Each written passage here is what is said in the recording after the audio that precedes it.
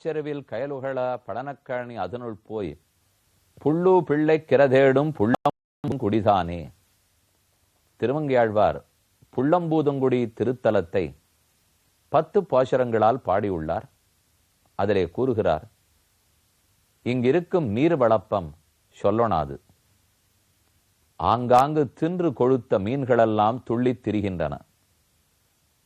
அந்த மீன்களை எப்போது பிடிக்கலாம் என்று நாரை காத்து கொண்டிருக்கிறது. புள்ளு இரை தேடுகிறது, பறவை தனக்கேற்ற இரை தேடுகிறது. இப்படிப்பட்ட வளப்பமுடைய புள்ளம்பூதங்குடி என்று சாதித்தார். இப்ப நாம புள்ளம்பூதங்குடியை தரிசிக்க வந்துள்ளோம். வல் வில் இராமன் கும்பகோணம் சுவாமிமலை மார்க்கத்தில் 10வது கிலோமீட்டரில் ராமன் சயன திருக்கோலத்தில் உள்ளார். சதுர்புஜம் 4 திருக்கரங்களோடே உள்ளார். இந்த பாடலை பற்றி ஒரு கேள்வி எழுந்தது. ஆழ்வார் கூறுவது, தின்று கொழுத்திருக்கும் மீன்கள் துள்ளி விளையாடும் ஊர், அந்த நீர் வளப்பமுடைய ஊர். பின் எதற்காக ஒரு கொக்கோ நாரையோ உருமீன் வருமளவும் காத்திருக்க வேண்டுமா? புள்ளு பறவை கொக்கு இரை தேடும், அதற்கு வேண்டி ஆகாரம் கிடைக்குமா என்று தேடிக்கொண்டிருக்கிறது பாடல். இதை கேள்விப்பட்ட ஒரு தமிழருக்கு சந்தேகம் வந்தது. பாடலில் பொருட்குற்றம் இருக்கிறதே. நன்று கொழுத்திருக்கும் மீன்கள் விளையாடுமானால் பின் எதற்கு நாரையோ கொக்கோ தேட வேண்டும்? இல்லாமல் இருந்தாத்தானே தேடுவார்கள். மீன்கள் தான் நிறைய உள்ளனவே, ஏன் தேட வேண்டும்? அதற்கு அழகான பதில் வைணவ பேராசிரியர்களான பூர்வாச்சாரியர்கள் அவர்கள் கூறியது, பாட்டை சரியாக கவனிக்க வேண்டும். புள்ளு இரை தேடும் புள்ளம்பூதங்குடிதானேன்னு பாடல் இல்லை. புள்ளு பிள்ளைக்கு இரை தேடும் புள்ளம்பூதங்குடிதானே. பிள்ளை என்னால் நாரையின் குழந்தை. கொக்குக்கும் நாரைக்கும் குட்டி போட்டு இருக்கும். அந்த குட்டிகளான கொக்கோ நாரைக்கோ ஏற்ற மீன் வருமானு தாய் நாரை தேடுகிறது. குழந்தையினுடைய வாய்க்கு தக்கு கொழுத்த மீன்களை கொடுக்க முடியாது. சின்ன மீன்களாக இருக்க வேண்டும். ஊரிலோ நீர் வளப்பத்தாலே மீன்கள் கொழுத்திருக்கின்றன. அதனால் தான் சின்ன மீன் வருமானு கொக்கு தேடுகிறதாம். புள்ளு இரை தேடும்னு பாடியிருந்தால் பொருட்குற்றம். புள்ளு பிள்ளைக்கு இரை தேடும் புள்ளம்பூதங்குடிதானே என்பதால் எந்த குற்றமும் இல்லை. எவ்வளவு அழகான இலக்கிய நயம், இயற்கை நயம், சொற்செறிவு, பொருட்செறிவு. ஒரு பக்கத்தில் இந்த செறிவு இருக்கட்டும், மற்றொரு பக்கத்தில் ராமன் தன் சிறந்த குணத்தை காட்டி சயன திருக்கோலத்தில் உள்ளார். ஏதுமில்லாத ஒரு புல். நாம் பாடலில் பார்த்தது கொக்கு என்றும் புல் பறவை. ஆனா இங்க மோட்சமே பெற்றது ஜட்டாயு என்னும் புல் பறவை, ஒரு கழுகரசன். அவருக்கு முக்தி கதியே கொடுத்து கொண்டு ராமன் சயன திருக்கோலத்தில் உள்ளார். இதோ தரிசிக்கிறோம். சித்தர ரூபத்தில் ராமனை சேவிக்கிறோம். எங்கும் வில்லோடு மட்டும் சேவித்திருக்கலாம். அதுவும் மூலமூர்த்திக்கு வில் இருக்குமா? அதற்கு பதில் தான் சதுர்புஜ ராமனாய் சங்க சக்கரங்களை கைகளில் பற்றி கொண்டு ஆசிரிமா ஆகாசத்தை நோக்கி பெருமாள் சயனித்திருக்கிறார். ஓர் புறத்தில் பிரம்மா, இதோ அருகில் பறவை, ராமன், இலக்குவன். இந்த பறவைக்குத்தான் முக்தி அளித்த ஸ்தலம். பக்கத்தில் நாச்சியார் எழுந்துருளி உள்ளார். ஏற்கனவே பார்த்தோம். இங்கு ஈமச்சடங்கு செய்யும் போது தானும் இருக்க வேணுங்கிறதுக்காகத்தான் நாச்சியாரே குளத்திலிருந்து புறப்பட்டு வந்தாள் என்னும் சரித்திரத்தை விண்ணப்பம் செய்தேன். மூலவர தரிசித்தோம். உற்சவர் ஆசிரியமா ரத்னாங்கி சாத்தி கொண்டுள்ளார். இதோ திருமுடியிலிருந்து திருவடி வரை ஆப்ரண காத்து சர்வையேவ சுவர்ணா ஹிரண்யஸ்மஸ்ருஹு ஹிரண்யகேசா என்று உபனிஷத் சொன்னபடிக்கு செவந்த ஆச்சரியமான மாணிக்க கற்கள், வைடூரிய கற்கள், ரத்தின கற்கள் இவையெல்லாம் இழைத்திருக்கும் கவச்சம் சாத்தி கொண்டிருக்கிறார். இவ்வெம்பெருமான் அவ்வப்பொழுது தன்னுடைய வில்லையும் பற்றி கொள்ளுகிறார். மூலவர் ராமன், வல் வில் ராமன். இதோ உற்சவமூர்த்தி சதுர்புஜ ராமனாக உள்ளார். வில் சமர்ப்பித்தால் அவர் நிற்குமழகே தனி. இதை போல வில்லை பிடித்து கொண்டு நிற்பதைத்தான் தாரை கண்ணுற்றாள். நிரம்ப வாயார நன்கு வைதுவிட வேண்டும், நம் கணவனை கொன்றவனை வைய வேண்டும் என்கிற எண்ணத்தோடே தாரை ஓடி வந்தாள். ஆனால் ராமன் நின்ன திருக்கோலத்தை பார்த்தவள் இவனை வாழ்த்தத்தான் முடியும் என்று வாயார வாழ்த்த தொடங்குகிறாள். இப்ப நாம இருப்பது 20வது சர்க்கம், தாரையின் புலம்பல். ராமசாப விசிருஷ்டேன சரேணாந்த கரேணதம் திருஷ்டுவா வினிகிதம் பூமௌ தாரா தாராதிபானனா. தாரா நட்சத்திரம், தாராதிபன் சந்திரன். அந்த சந்திரனுடைய முகம், சந்திரனை போன்ற அழகான முகம் படைத்தவளான் தாரை. எந்த ஒரு ஆண்மகனும் அவளை ஓர்முறை பார்த்தால் மறுமுறை திரும்பி பார்க்காமல் இருக்க மாட்டான். அவ்வளவு அழகி. சா சமாசாத்திய பர்த்தாரம் பர்யஸ்வச்சத பாமினி இஷுணாபிகதம் திருஷ்டுவா வாலினம் குஞ்சரோபமம். ஒரு யானை கீழே சடக்கென்று தள்ளி சாய்ந்திருக்குமா போலே வாலி கிடக்கிறான். இந்திரன் கொடுத்த காஞ்சன மாலை அணிந்திருப்பனே வாலி, ஏன் அது எங்கு போயிட்டு உள்ளதே? அப்படி என்றால் யார் இவனை எதிர்த்து போரிடுகிறார்களோ அவனுடைய பாதி சக்தி வாலிக்கு வந்துவிடும். இந்த உண்மையெல்லாம் தெரிந்தவள் தாரை. அதுதான் ராமன் மறைந்திருந்து கொன்று விட்டான் போலும். முன்னால் வந்தால் தானே பாதி ஒளி மங்கும். ராமன் முன்னால் வரவே இல்லையே. சாமர்த்தியக்காரன்தான். வானரம் பர்வதேந்திராபம் சோக சந்தப்த மானசா தாரா திருமிவோன் மூலம் பர்யதேவயத ஆதுரா ரணே தாருண விக்ராந்த பிரவீர பிளவதாம் வர. தாண்டுபவர்களில் குதிப்பவர்களில் வானரங்களிலெல்லாம் தலைவன் போன்ற வாலி. கிமிதானீம் புரோபாகாம் அத்யதம் நாபிபாஷசே. ஏன் இன்று மட்டும் என்னை பார்த்து பேச மறுக்கிறாய்? எப்போது வந்தாலும் என்னை ஆசையோடு கூப்பிடுவாயே, அணைப்பாயே. எவ்வளவு இன்ப துன்பங்களை சேர்ந்து அனுபவித்திருக்கிறோம். இன்று ஏன் என்னை தனித்து தவிக்க விட்டாய்? உத்திஷ்ட நரசார்தூல பஜஸ்வ சயனோத்தமம். போதுமே, எவ்வளவு நேரம் படுத்திருப்பாய்? தாரைக்கு வாலி இறந்து விட்டான் என்று சட்டென்று ஒப்புக்கொள்ள மனமில்லை. படுத்திருக்கிறானோ, களைப்போ, சண்டை போட்ட ஆயாசமோ? எழுந்திருவாலி, மிச்ச சண்டையை முடித்துவிடு. நைவம் விதா சேரதே ஹிபூமோ நிருபதி சத்தமாக. நீ எப்போதும் தரையில் படுக்க மாட்டாயே. உன் போன்ற தலைவர்கள், உன் போன்ற அரசர்களெல்லாம் பூமியிலா படுப்பார்கள். உங்களுக்குன்னு சிறந்த கட்டில், கோட்டுக்கால் கட்டிலென்றோ நீ படுக்க வேண்டும். அதீவ கலுதே காந்தா வசுதா வசுதாதிப கதாசுரபிதாம் காத்திரைஹி மாம்பிகாய நிஷேவசே. உனக்கு யாரோ தப்பாக சொல்லியிருக்கார்கள் வாலி. உயிருள்ள உடம்பானால் தாரையை அணைக்க வேண்டும், உயிரற்ற உடம்பானால் பூமியை அணைக்க வேண்டும். யார் கூறினார்கள்?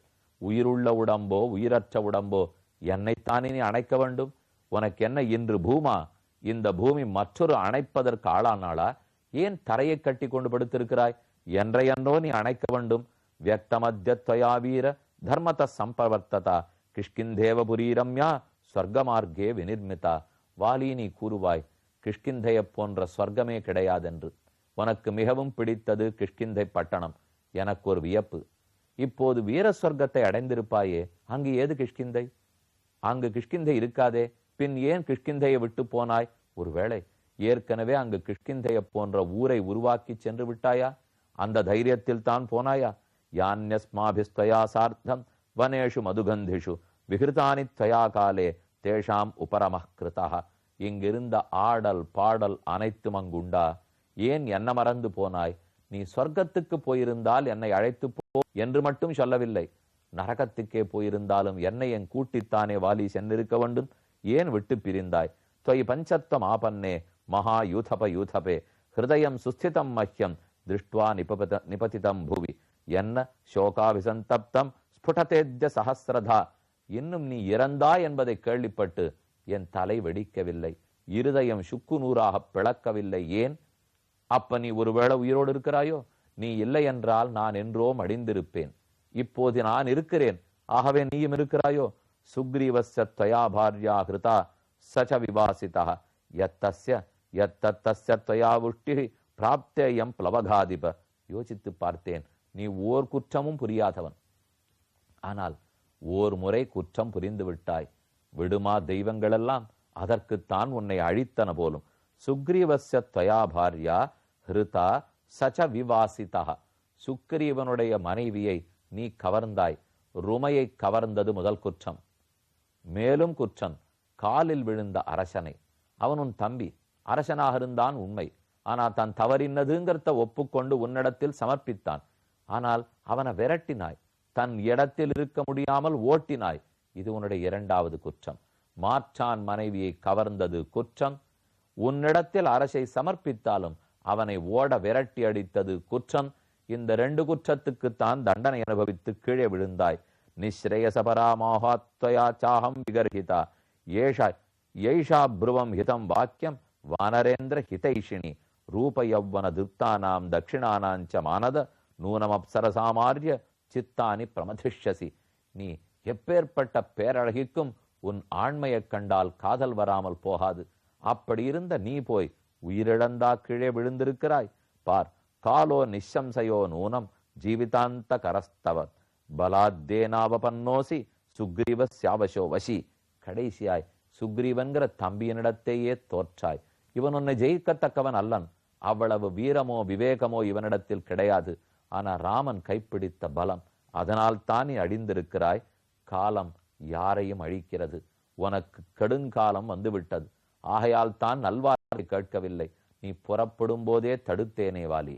நிவாச விருட்ச சாதூனாம் ஆபன்னானாம் பராகதி இந்திரியானாம் சம்சரயச்சைவ யசகச்ச ஏகபாஜனம் என்று எல்லாருக்கும் தஞ்சம் ராமன். புகழ் படைத்தவன் இராமன், வீரர்களுக்கு தலைவன் இராமன். அவனிடத்தில் தவறிழைக்காதேன்னு சொன்னேன். தடுத்ததை கேட்காமல் மீறி புறப்பட்டாய். அஸ்தானே வாலினம் ஹத்வா யுத்தமானம் பரேணச்ச ந சந்தப்யதி காகுத்ஸ்தா கிருத்வா கர்ம சுகர்ஹிதம். ஹே காகுத்தனே, ராமா, உன்னிடத்தில் இதை நான் எதிர்பார்க்கவில்லை. நீ நேர்மையானவன்னு கேள்விப்பட்டிருக்கிறேன். ஆனா மறைந்திருந்து கொன்றாயாமே. என் வாலியை எதிர்க்க உனக்கு தைரியம் இல்லை. அதனால் தானே மறைந்தாய். வைதவ்யம் சோகசந்தாபம் கிருபணா கிருபணா சதி அதுக்கோபசிதா பூர்வம் வர்த்தயிஷ்யாம் அநாதவது. இனி நான் ஒரு அநாதையைப் போல் தவிக்கப் போகிறேன். என் மகன் அங்கதன், அவனும் விடுபட்டான். என் நாடே அரசிறந்து தவிக்கப் போகிறது. சௌக்கியமாக இருங்கள், சந்தோஷமாக இருங்கள். லாலிதச்ச அங்கதோ வீரஹ சுகுமார சுகோசிதா வத்சதே காமவஸ்தாமே பிதிர்வே குரோதமூர்ச்சிதே. ஹே அங்கதா, இனிமே உன்னை எடுத்து கொஞ்சுவதற்கும் தந்தை இல்லை. தந்தை மரணமடைந்தபடியால் நானும் இறக்க துணிந்து விட்டேன். இனி உனக்கு தாயும் இல்லை. எங்கு தவிக்கப் போகிறாயோ தெரியவில்லை. பார், குருஷ்வ பிதரம் புத்திர சுதிருஷ்டம் தர்மவத்சலம் துர்லபம் தரிசனம் தஸ்ய தவவத்ச பவிஷ்யதி. இனிமே நீ தந்தையை பார்க்க மாட்டாய். உன் தந்தை உன்னை குழந்தாய் என்று கூப்பிட மாட்டாய். இதற்காய் இவ்வளவு தூரம் உன்னை வளர்த்தோம். சமாஸ்வாசய புத்திரம் துவம் சந்தேசம் சந்திசஸ்வமே மூர்த்தினி சைனம் சமாக்ராய பிரவாசம் பிரஸ்திதோ ஹ்யசி. ராமேண ஹி மகத்கர்ம கிருதம் துவாம் அபிநிக்னதா ஆனநன்னந்து கதம் தஸ்ய சுக்ரீவஸ்ய பிரதிஸ்ரவே. ராமன் பெருத்த செயலை செய்தான். வாலிய ஒருத்தராலும் அழிக்க முடியாது. ஆனா ராமன் அழித்தான். இந்த பேருதானே இனிமே உலகத்தில் நடையாட போகிறது. இருக்கட்டும், பார்த்து கொள்ளுவோம். சகாமோ பவ சுக்ரீவ ருமாம் துவம் பிரதிபத்யசே. ஏ சுக்ரீவ, நீ ஆசை நிறைவேறினாய். உன் மனைவி ருமை உனக்கு திரும்ப கிடைப்பாள். இந்த அரசும் கிட்டும். புங்ஸ்வராஜ்யம் அனுத்விக்னா சாஸ்தா பிராதா ரிபுஸ்தவ. உன் அண்ணனே உனக்கு விரோதியானான். அவனை அழித்து விட்டாய். இனி யாரும் தடங்கள் இல்லாமல் இந்த நாட்டை நீ ஆளப்போகிறாய். கிம் மாமேவம் பிரலபதியும் பிரியாம் துவம் நாபிபாஷசே இமாப் பஷ்யவரா பக்வா பக்வியோ பாரியாஸ்தே வனரேஸ்வர. இதோ பார், இத்தனை பேரும் எதிர்த்து நிற்க நான் ஒருத்தி புலம்பிக் கொண்டிருக்கிறேனே. வாலி, எனக்கு உதவுவதற்கு எழுந்து வரமாட்டாயா? உன் மனைவி தனித்து தவிக்கிறாள். அதற்காகவாவேனு நீ வரமாட்டாயா என்று பலவாறும் கேட்டாள். தஸ்யா விலபிதம் சுத்வா வானர்யாக சர்வதச்சதாக பரிகிருஹ்யாங்கதம் தீனாக துக்கார்த்தா பிரதிசுக்ருஷு. அப்போது பக்கத்தில் இருந்த வானரங்கள் எல்லாம் அங்கதனை கட்டி கொண்டு அழுதன.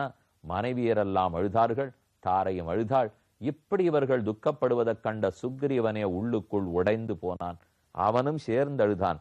கிம் அங்கதம் சங்கத வீரபாகோ விஹாய யாதோசி சரம் பிரவாசம் நயுக்தமேவம் குணசன்னிகிருஷ்டம் விஹாய புத்திரம் பிரியசாரு வேஷம் ததாது தாரா கருணம் ருதந்தி. அப்போது தாரை கணவனின் கால் பிடித்து மன்றாடினாள்.